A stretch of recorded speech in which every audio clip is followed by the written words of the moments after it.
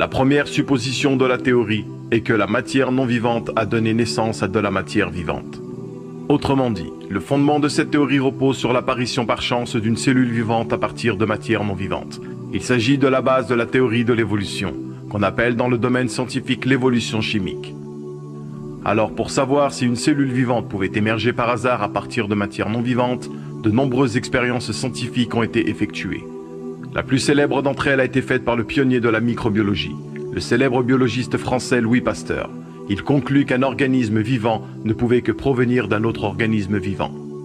Par la suite, le grand médecin allemand Rudolf Virchow confirma l'expérience de Pasteur et conclua qu'une cellule vivante ne pouvait que provenir d'une autre cellule vivante du même genre.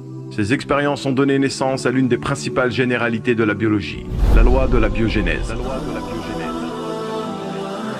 Dans le célèbre livre de biologie intitulé « À la recherche de l'ordre dans la complexité », on peut y lire: historiquement, le point de vue comme quoi la vie provient de la vie a été tellement bien démontré scientifiquement qu'il s'agit aujourd'hui d'une loi appelée loi de la biogénèse.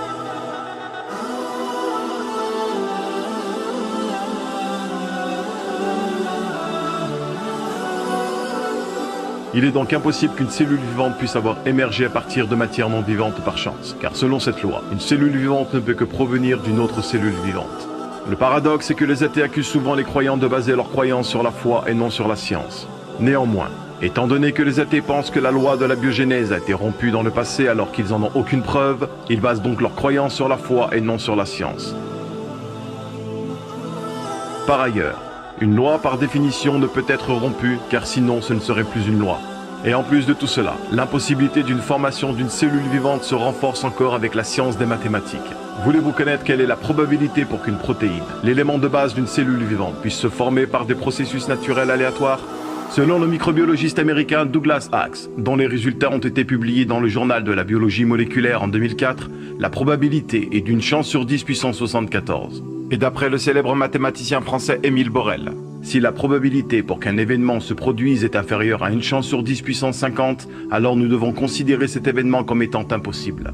Mais en 2010, Douglas Axe effectua des recherches complémentaires qui ont été publiées dans la revue Biocomplexity. Et il apparaît que la probabilité la plus proche de la réalité est plutôt d'une chance sur 10 puissance 164.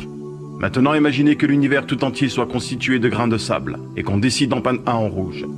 Eh bien, il a été calculé que la probabilité que l'on aurait à retrouver ce grain de sable rouge parmi tous les autres serait seulement d'une chance sur 10 puissance 96. Alors que dire d'une chance sur 10 puissance 164? Et on parle ici que d'une seule protéine, alors que le plus petit organisme cellulaire qu'il existe est composé d'environ 400 protéines. Et étant donné qu'il existe environ 20 acides aminés dans une protéine et que 10 en moyenne sont identiques, cela nous fait une chance sur 10 puissance 5035 pour que l'organisme le plus simple qu'il existe apparaisse par chance. Cela reviendrait à la chance que vous auriez à deviner un code PIN de plus de 5000 chiffres d'une carte bleue du premier coup. Et ceci n'est valable que pour la plus simple des cellules vivantes qui comportent seulement moins de 400 protéines. Alors imaginez une cellule qui comporte quelques milliers de protéines comme la bactérie Escherichia coli qui compose environ 80% de notre appareil digestif.